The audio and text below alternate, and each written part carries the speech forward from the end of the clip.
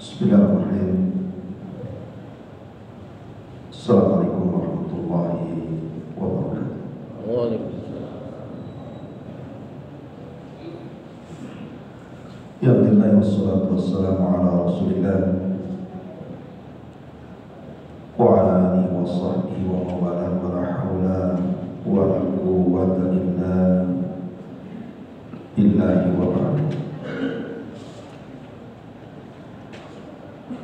Alhamdulillah di pagi hari ini kembali kita bisa duduk bertolak ilmi setelah melaksanakan kewajiban Allah, sholat subuh berjamaah. Salawat dan salam terhadiahkan kepada Rasul kita Nabi besar Muhammad sallallahu alaihi wasallam. Kita lanjutkan kajian kita masih membahas tafsir surah Al-Buruj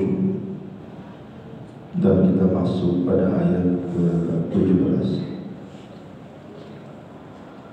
A'udzubillahi minasyaitonir rajim. Bismillahirrahmanirrahim. Hal ataka hadithul junub Fir'auna wa Thamud balil ladzina kafaru fi takdzib wallahu min waraihim muhit bal huwa Qur'anun majid fi lawhin mahfuz. Hal ataka hadithul junub, tidakkah sampai kepada wahai Muhammad cerita tentang tentara perang Fir'aun wa Thamud. Siapa tentara perang yang dimaksud di sini? Pertama Fir'aun dan bala tentaranya, wa Thamud dan kaum Thamud, kaum Nabi Saleh alaihi salam. Balil ladzina kafaru fi taqlid, bahkan orang-orang kafir itu mereka berada dalam kedustaan. Wallahu min waraihim muhit, dan Allah meliputi mereka, artinya mereka tidak bisa lolos dari Allah Azza wa Jalla. Bal huwa Qur'anun majid, bahkan dia adalah Al-Quran yang mulia di Lauhim Mahfuz yang terdapat dalam papan yang terjaga. Di sini Allah Subhanahu wa taala ingin menjelaskan kepada kita orang-orang yang mereka melampau di dalam kehidupan dunia. Siapa mereka? Salah satunya Allah Subhanahu wa taala contohkan Fir'aun dan juga Thamud. Fir'aun ini sekali lagi adalah istilah dari istilah-istilah penguasa Mesir, karena Fir'aun itu ismul alam dalam bahasa Arab. Maka siapapun di zaman dulu yang berkuasa dan menguasai Mesir, maka mereka disebut Fir'aun. Sebagaimana penguasa Romawi disebut Kisra atau Kaisar, dan penguasa Persia disebut Kisra. Nah, Fir'aun ini tidak semua jahat, seperti contohnya Fir'aun di zaman Nabi Yusuf. Fir'aun di zaman Nabi Yusuf beriman kepada Yusuf alaihi salam. Tetapi kalau diitlaqkan kalimat Fir'aun dalam Al-Quran, maksudnya ditujukan kepada Fir'aun di zaman Nabi Musa, atau istilah orang sekarang disebut Ramsis Tsani, Ramsis kedua, yang konon jasadnya ditemukan dan dimumikan hari ini di piramid Mesir. Dan Fir'aun ini selalu disebut-sebut dalam Al-Quran untuk menunjukkan bahwa watak Fir'aun ini akan selalu berlaku dari zaman ke zaman, dijadikan ibrah dan pelajaran. Karena Fir'aun ini dikenal kekejamannya. Karena di zaman itu penguasa bukan hanya penguasa negara, tetapi dia juga pemimpin perang, dan dia juga yang menjadi hakim bagi rakyatnya. Lah Fir'aun ini menjadi dewa bagi orang-orang Mesir kali itu, dan memaksa orang-orang untuk menyembahnya. Bahkan dia berani kemudian mengatakan, ana rabbukumul a'la, saya Rabb yang paling tinggi. Ailahun ghairi, adakah di sana Tuhan selain? Itulah Fir'aun. Makanya kenapa tidak ada kejahatan yang lebih jahat dibandingkan Fir'aun? Cukuplah dengan mengaku Tuhan itu kejahatan yang luar biasa. Karena itu menyekutukan Allah Subhanahu wa ta'ala, puncak dari persekutuan Allah adalah Fir'aun. Karena dia mengaku Tuhan masalahnya. Lah Fir'aun inilah simbol penentangan kepada para utusan. Makanya kalau kita lihat cerita Fir'aun dari awal sampai akhir,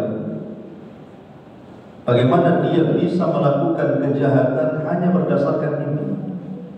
Fir'aun itu kan bermimpi.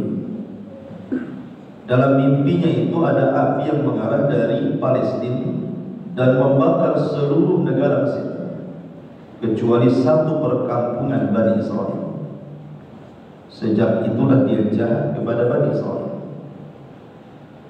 Karena takwil para dukun paranormal di zaman Fir'aun itu menakwilkan bahwa mimpi itu adalah sebuah isyarat bahwa Fir'aun itu akan digulingkan oleh keturunan Bani Israel. Dari sini mulailah Fir'aun memperbudak Bani Israel. Padahal Bani Israel sudah banyak berjasa di Mesir, tapi karena takut kekuasaannya terguling, maka dia berubah menjadi jahat. Itulah kekuasaan yang tadinya baik, kalau sudah berkuasa itu jadi jahat. Dan itu sudah terbukti. Sebelum dia jadi pemimpin, dia baik-baik saja. Tapi setelah jadi pemimpin, maka dia menghalalkan segala cara untuk mempertahankan kepemimpinannya. Sama dengan Fir'aun. Dia berusaha mempertahankan kepemimpinannya dengan cara membantai siapapun yang menghalangi dirinya. Sampai bayi-bayi yang tidak bersalah, mereka terlahir fitrah. Tetapi Fir'aun kemudian membunuh dan membantai mereka semuanya. Sampai Allah Subhanahu wa ta'ala gambarkan dalam Al-Quran, mereka membunuh atau dia membunuh bayi-bayi laki-laki dan membiarkan bayi-bayi wanita untuk diperbudak. Makanya pun Allah Subhanahu wa ta'ala di sini memberikan keterangan kepada kita tentang kisah Fir'aun. Dan kisah dalam Al-Quran itu bukan hanya diceritakan, tetapi diambil ibrah dan pelajaran. Karena tidak ada kisah yang sia-sia dalam Al-Quran. Kemudian yang kedua, Samud. Dan Samud juga simbol bagaimana mereka melampaui batas di permukaan bumi. Samud ini kaum Nabi Saleh. Sebenarnya ketika kaum Ad, kaum Nabi Hud itu dihancurkan dan dibinasakan karena kesombongan mereka, maka kemudian diselamatkan oleh Allah Subhanahu wa ta'ala orang-orang yang beriman yang bersama Nabi Allah. Kemudian setelah Hud meninggal dunia, orang-orang saleh bersama Hud ini kan punya anak keturunan. Padahal jarak mereka tidak jauh daripada kehancuran kaum Ad itu. Tetapi kemudian mereka pun mulai meninggalkan ajaran Hud alaihi salam dan mereka mulai menyembah berhala. Dan sebagaimana watak orang-orang kaum Ad itu juga diturunkan kepada watak orang-orang Samud, karena mereka memang cucu-cucunya. Maka diutuslah kepada mereka Nabi Allah Saleh yang dikenal akhlaknya. Ya, Nabi Saleh itu dikenal akhlaknya. Sampai-sampai ketika betul-betul Nabi Saleh diangkat menjadi Nabi, mereka mengatakan, ya Saleh, qad kunta marjuun anna, kau dulu itu diharapkan menjadi pemimpin kan? Jadi Nabi Saleh itu sejak belum diangkat saja sudah dilulukan oleh kaum Samud. dan hendak diangkat menjadi pemimpin mereka. Tetapi ketika Allah Subhanahu wa taala angkat Nabi Allah Saleh, bukan hanya menjadi pemimpin tapi juga menjadi nabi, mulailah mereka kemudian berseberangan dengan Nabi Allah Saleh. Disinilah penentangan mereka kepada Nabi Allah Saleh, sampai kemudian mereka meminta bukti kepada Nabi Allah Saleh, kalau engkau seorang nabi, buktikan apa mukjizat. Dan ingat bahwa mukjizat itu biasanya disesuaikan dengan adat istiadat kaum nabi yang diutus di situ. Contoh Nabi Allah Musa, masyhur mukjizat yang paling masyhur dari Nabi Musa itu tongkat dan tangan yang bercahaya. Dan itu yusbihu syimar, hampir mirip dengan sihir, tapi bukan sihir, itu mukjizat. Karena di zaman Nabi Musa memang dunia sihir itu luar biasa berkembang. Maka Allah Subhanahu wa taala putus Nabi Musa dengan mukjizat yang mirip sihir. Tongkat jadi ular, tongkat bisa belah lautan, tongkat bisa mengeluarkan air dari batu, dan begitu seterusnya. Di zaman Nabi Isa alaihi salatu wassalam tersebar dunia perobatan.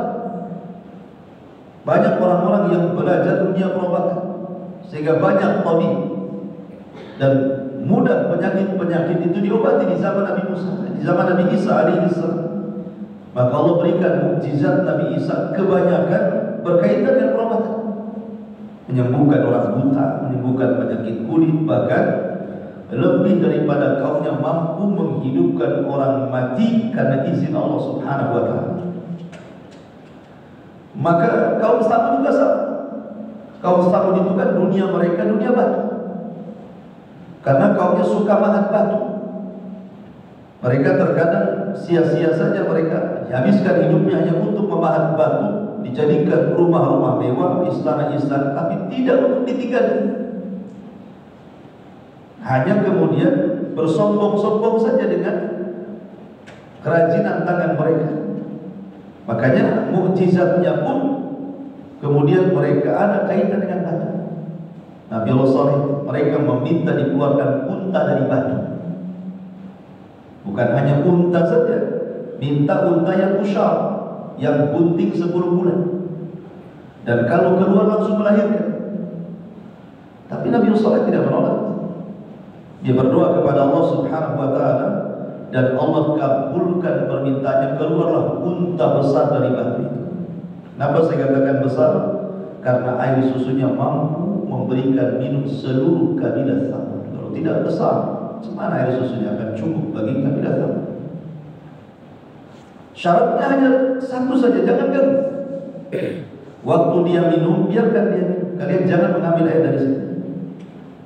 Besok kalau dia sudah kenyang, maka kalian boleh mengambil air bersih dan boleh mengambil air susunya, kan enak.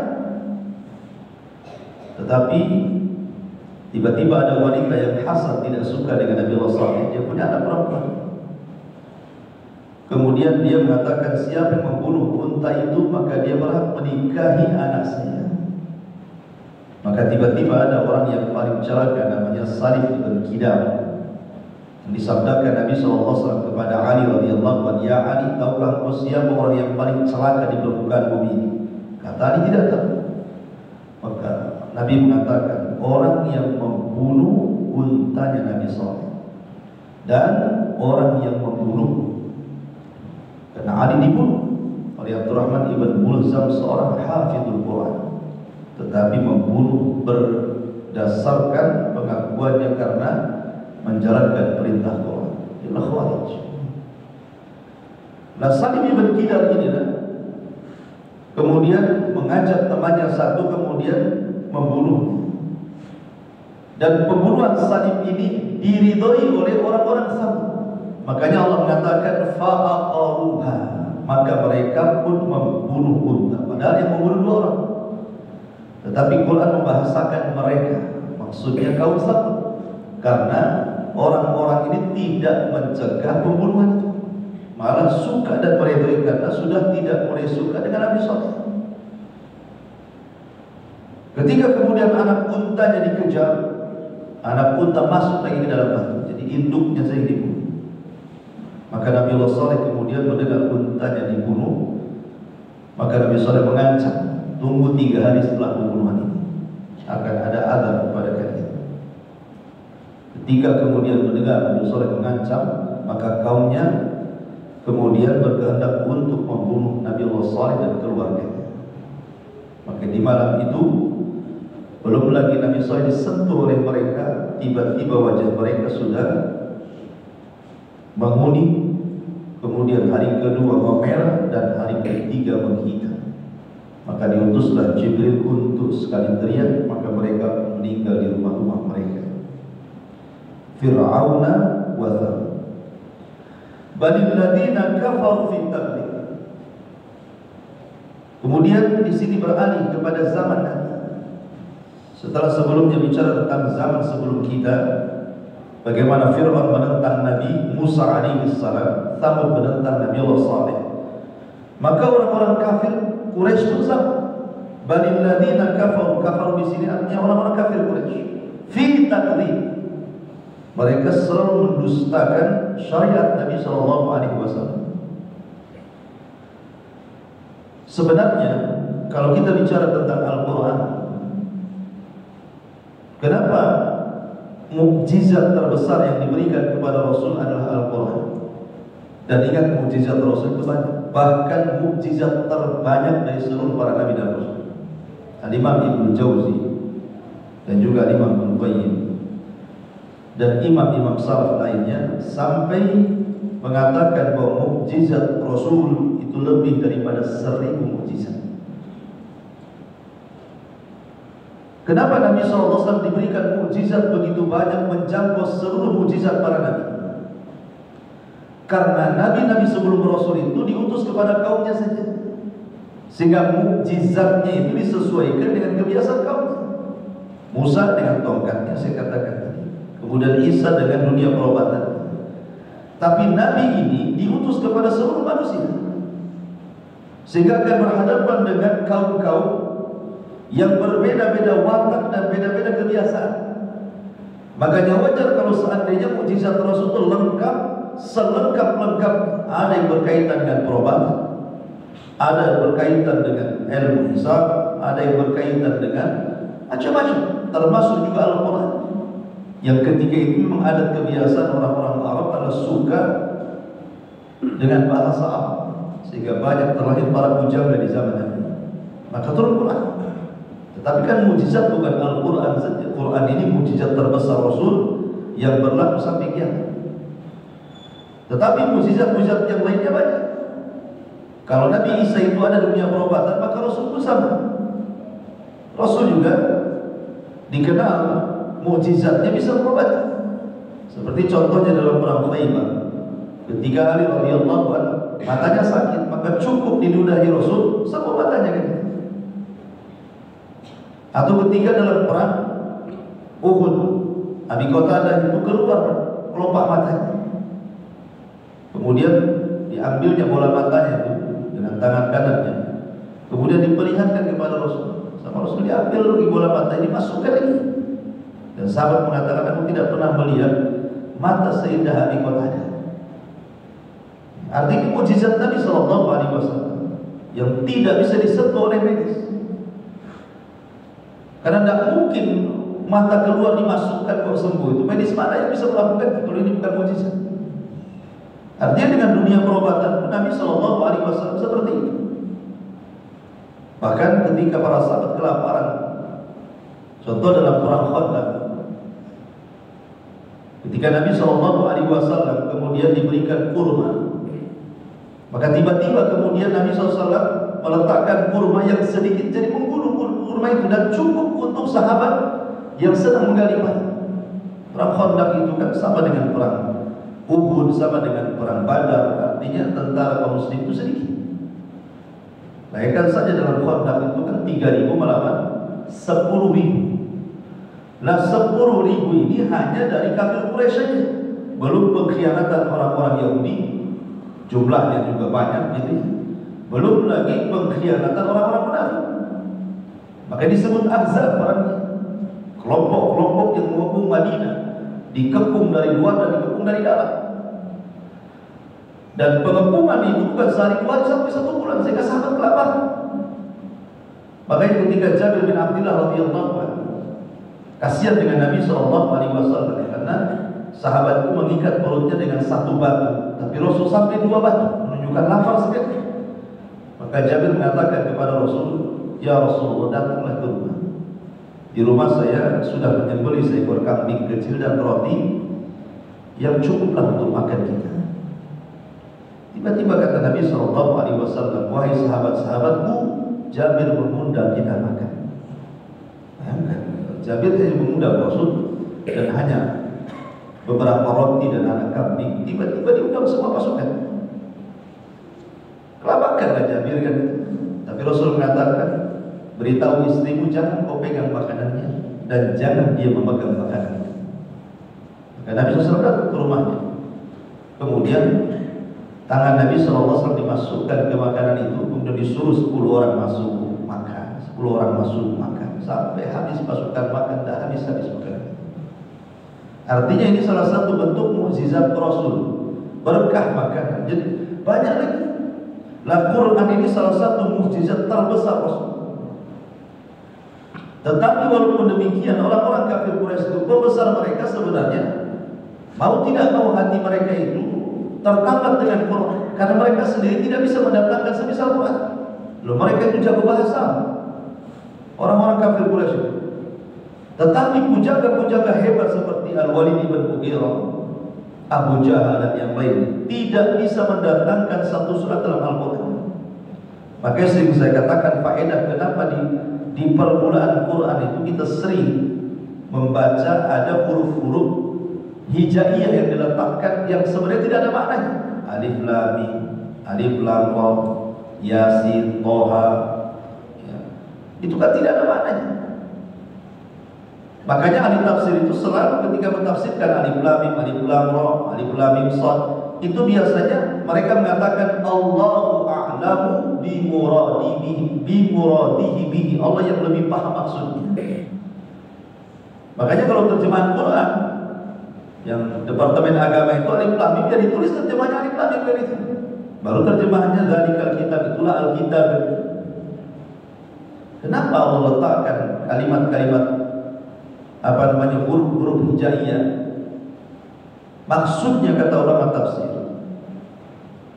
ketika Allah Subhanahu wa taala meletakkan kalimat alif lam mim, alif lam ra, alif lam mim ya ain sad ta yasin dan yang lainnya, maksudnya Al-Qur'an ingin mengatakan kepada mereka, kalian wahai orang awam mengucapkan bahasa Arab itu tidak lepas daripada alif lam mim ra ya ha.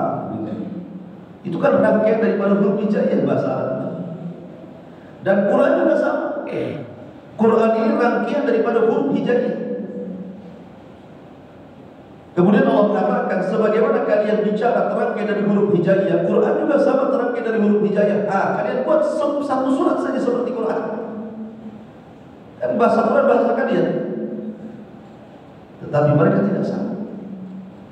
Dan ingat, bahasa Arab itu adalah bahasa pertama di dunia. Lahirnya bahasa-bahasa bermacam-macam bahasa itu turunan dari bahasa Arab. Kita bisa cek sejarah. Nabi Adam alaihi salatu wassalam itu berbahasa Arab. Baru kemudian dari bahasa Arab ini lahir bahasa-bahasa yang lain dari 3 putra Nuh alaihi salatu wassalam yang tersebar di beberapa penjuru dunia, sehingga lahirlah banyak bahasa. Jadi di sini Allah Subhanahu wa taala mengatakan balil ladzina kafaru fit tabligh. Bahkan orang-orang kafir Quraisy itu mereka suka mendustakan syariat, mendustakan wahyu, mendustakan Quran. Wallahu min waraihim muhit. Dan Allah itu Maha meliputi di belakang mereka. Mereka tidak bisa lari. Kita ini dalam penguasaan Allah Subhanahu wa taala. Dimanapun antum berada, kita ini dalam penguasaan Allah. Makanya Ibrahim ibn Adham, seorang ulama zahid wari, ketika ditanya oleh seorang anak muda dan mengatakan, ya Imam, bolehkah saya bermaksiat kepada Allah Azza wa Jalla? Kata Ibrahim, tidak boleh. Kalau seandainya kau dapat tempat yang Allah tidak bisa melihat, silakan kau masih. Kalau kau dapat tempat yang Allah tidak bisa meliputi dirimu, silakan masih. Maka anak muda ini mengatakan, mana ada tempat yang tidak diliputi Allah? Nah, kalau sudah tahu bahwa tidak ada satupun tempat yang kecuali pasti Allah meliputi tempat tersebut, berarti setiap maksiat kita dilihat Allah. Makanya kenapa Nabi SAW katakan, ada seorang yang datang menghadap kepada Allah itu membawa pahala sebesar gunung Tihamah, tapi dihancurkan dengan maksiat yang tidak terang-terangan. Maksiat sendiri. Ketika diramai orang dia tidak maksiat, ketika sendirian dia bermaksiat. Dia tidak paham bahwa Allah melihat. Allah mengatakan, bal huwa Qur'anun majid fi lauhin mahfuz. Bal huwa Qur'anun majid. Bahkan dia adalah Al-Quran yang maha agung, maha besar, maha tinggi. Fi lauhin mahfuz, yang diletakkan di sebuah papan yang terjaga. Lauhin mahfuz. Sebenarnya apa itu lauhil mahfuz? Dan di mana letak lauhil mahfuz itu? Kalau kita cerita tentang lauhil mahfuz, maka lauhil mahfuz itu biasanya diiringkan dengan pena atau qalam. Jadi termasuk makhluk yang awal-awal Allah ciptakan. Terjadi khilaf para ulama tentang makhluk yang pertama diciptakan, apakah qalam ataukah arsy. Tapi jumhur mengatakan bahwa yang pertama diciptakan arsyur rahman, arsy-nya Allah, baru kemudian pena. Nah, apabila disebut pena, pasti disebut juga lauhil mahfuz, karena pena itu kan tugasnya menulis. Lah, menulis di mana kalau tidak ada lauhil mahfuz? Jadi diiringkan antara pena dengan lauhil mahfuz. Makanya dalam athar Ibn Abbas radhiyallahu anhu mengatakan bahwa lauhil mahfuz itu panjangnya itu sepanjang langit dan bumi. Jadi jarak langit dan bumi itulah panjangnya lauhil mahfuz. Adapun lebarnya antara barat dan timur. Mana ujung barat, mana ujung timur, itulah lebarnya. Adapun tingginya itu sama dengan jarak antara langit dan bumi. Menunjukkan lauhil mahfuz itu besar. Ya, karena mencatat segala sesuatu yang akan terjadi sampai kiamat. Jadi ketika Allah Subhanahu wa taala menciptakan pena, Allah juga menciptakan lauhil mahfuz. Dan Allah mengatakan kepada pena, "Uktub kulla syai'in ila yaumil qiyamah." Catatlah segala sesuatu yang akan terjadi sampai kiamat dibangkitkan. Maka Allah pun berfirman, maka pena pun mencatat di papan tersebut sampai ketika tintanya mengering. Makanya bahasanya wajaffatis suhuf. Maka Allah Subhanahu wa taala selesai firman-Nya ditulis di lauh di sebuah papan yang terbuat dari yakut berwarna merah, dan diletakkan di atas arsy Allah Subhanahu wa taala sebelah kanan arsy. Itu kata riwayat asal dari Abdullah bin Abbas radhiyallahu anhu. Dan pena Allah itu cahaya, dan tulisannya juga cahaya. Wa qalamuhu nur, dan penanya cahaya, tulisannya juga cahaya. Dan diletakkan digantung di arsy dan akan dijaga. Makanya Allah mengatakan fi lauhin mahfuz. Mahfuz artinya terjaga, karena tidak ada setan yang bisa menyentuh. Walaupun Allah berikan kekuatan jin-jin yang jatuh mampu terbang, tetapi mereka tidak sanggup menembus lauhil mahfuz. Jangankan lagi lauhil mahfuz, langit pertama saja tidak bisa ditembus. Makanya kan dalam surah Ar-Rahman Allah mengatakan, ya ma'syaral jinni wal insi in istata'tum an tanfudhu min aqtaris samawati wal ardi fanfudhu la tanfudhuna illa bisultan. Allah mengatakan, wahai ma'syaral jinni wal insi, wahai manusia dan jin, kalau kalian sanggup naik ke langit, naik. Tapi kalian tidak akan sanggup kecuali karena kuasa Allah. Allah sanggupkan kalian naik ke langit. Dan itu tidak semua yang Allah izinkan, kecuali orang-orang tertentu seperti Rasulullah SAW dimi'rajkan, Isa bin Maryam diangkat ke langit, Nabiullah Idris diangkat ke langit. Tidak semua, hanya atas kekuasaan Allah saja. Makanya dari sini syaitan tidak bisa naik ke langit. Setan itu hanya di bawah langit pertama saja. Mereka membuat pos-pos mencuri dengar apa yang dibicarakan para malaikat di langit, kemudian diambil beberapa kalimat, kemudian dijual kepada para normal. Dan mereka tidak sanggup naik ke langit, apalagi sampai di Sidratil Muntaha, apalagi sampai di Arsy. Sementara Lauhul Mahfuz itu berada di sebelah kanan Arsy Allah Subhanahu wa Ta'ala. Sehingga betul-betul mahfuz terjaga. Dan kalau kita cerita takdir itu ada 4 macam. Ada yang disebut dengan takdir mutlak, takdir umum, yang disebut dengan Ummul Kitab. Dan ini tidak mungkin berubah, mulai awal dicatat sampai kiamat dibangkitkan. Dan takdir yang tidak berubah ini diletakkan di Lauhul Mahfuz. Ini nggak mungkin berubah. Keputusan Allah tidak mungkin berubah. Disitulah terkandung hukum, terkandung qada, terkandung takdir, semua dicatat di Lauhul Mahfuz.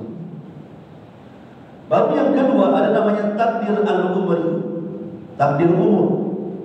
Dan itu dicatat ketika kita berada di janin, di perut ibu kita. Di usia 4 bulan Allah utus malaikat. Disitulah Allah Subhanahu wa Ta'ala merintah, catat janin itu umurnya, amalnya, kemudian bahagianya, celakanya, catat. Kemudian ada namanya takdir sanawi, memang dicatat tahunan. Dan itu ketika terjadi Lailatul Qadar, di malam Lailatul Qadar, maka disebut malam penentuan takdir, Lailatul Qadar. Takdir setahun saja, karena Lailatul Qadar kan tiap tahun datang. Sehingga setiap malam Lailatul Qadar itu malaikat diperintahkan Allah mencatat takdir semua manusia, apa yang berlaku sampai tahun depan. Makanya kenapa kemudian orang yang tidak mendapatkan Lailatul Qadar, maka dia tidak akan mendapatkan kebaikan setahun yang akan datang. Man hauma khairaha faqad hurim, kata Rasul. Siapa yang tercegah kebaikan Lailatul Qadar, tidak mendapatkan Lailatul Qadar, maka selamanya tercegah kebaikan setahun yang akan datang. Makanya para ulama salaf sejak dulu itu 6 bulan sebelum Ramadan mereka berdoa untuk sampai di bulan Ramadan. Maksudnya untuk sampai di malam Lailatul Qadar. Dan setelah Ramadan 6 bulan setelahnya mereka berdoa supaya diterima amalnya. Kemudian ada namanya takdir yaum, takdir harian, di mana Allah Subhanahu wa Ta'ala terkadang membuat orang sakit, membuat orang sehat, membuat orang sedih, membuat orang kaya mendadak, membuat orang memiskinkan orang kaya, mengayakan orang miskin, dan begitu seterusnya. Itu disebut takdir yaumi. Wa fi kulli yaumin huwa fi sya'ni. Setiap hari itu Allah punya kesibukan menentukan takdir manusia. Tetapi yang berubah itu bukan takdir yang Lauhul Mahfuz. Takdir Lauhul Mahfuz tidak akan berubah.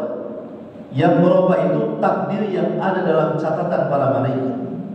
Inilah yang disyaratkan dalam hadis Nabi SAW, la yaruddul qada illa du'a wa la yazidul umri illa sila. Tidak mungkin keputusan Allah berubah kecuali dengan doa, dan tidaklah seseorang ditambah usia kecuali dengan silaturahim.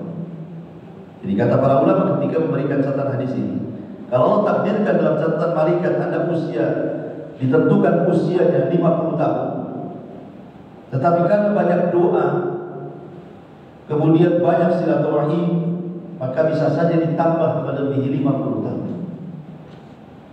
Tapi ada juga ulama yang mentafsirkan sebenarnya bukan ditambah tetap 50 tahun, tetapi dibuat berkah hidupnya. Jadi pendeknya itu menjadi berkah. Walaupun sudah meninggal, dikenang kebaikannya seolah-olah tetap hidup. Dan pendapat yang pertama lebih kuat, artinya bisa ditambah dari 50 menjadi 60. Yang tadinya miskin jadi kaya, yang tadinya kurang jadi kecukupan, dan begitu seterusnya. Itu disebut Lauhul Mahfuz. Dan Lauhul Mahfuz satu di antara 7 makhluk yang tidak akan dihancurkan saat kiamat. Ketika terjadi kiamat kan semua makhluk hancur.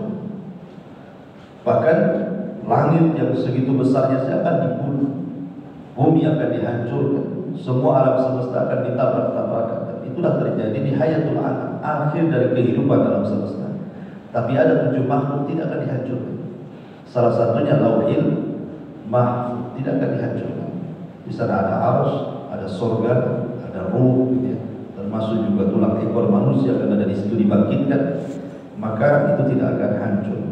Fi lauhil mahfuz. Wallahu a'lam. Ini tafsir daripada surah Al-Buruj. Besok masuk pada surah Al-Insyiqaq. Subhanallah bihamdika asyhadu an la ilaha illa anta astaghfiruka wa atubu ilaik. Allahu a'lam. Assalamualaikum warahmatullahi wabarakatuh.